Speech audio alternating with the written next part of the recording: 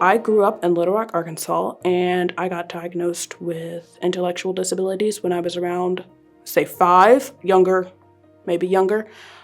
So my parents had me in and out of physical therapy, OT therapy, all of that stuff. I grew up going to like feeding therapy because I had a feeding tube when I was a baby. Right around when school started is when I started having trouble. I was in and out of private schools.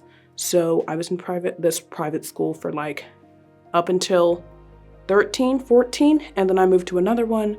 Then COVID hit, and I was in 9th grade when COVID hit, so I spent my entire 9th grade year at home, which didn't really help because I'm a very social person. Like, I like going to school.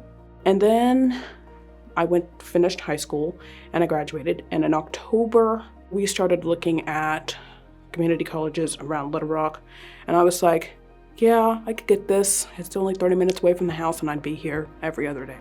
And then we looked at another one, didn't work for us. And then my dad was like, oh, Arkansas State has a program. And I was like, oh, okay. So we came up here and we toured with Miss Emily Martin, and she gave us a tour around campus, and I really loved it. I remember getting in the car and I was like, I think I like it. I think I want to go here. So then I remember the first day was it was stressful, but it was also fun. And I've had fun ever since I got here. And I think that even if you do have a disability, I think you should at least try to find a program like this, the H.O.W.L program, because it does give you a chance to learn, even if you learn differently. Like me, I have an intellectual disability. Doesn't mean that I'm not going to do well in life, because I'm now in my 2nd year of the H.O.W.L program.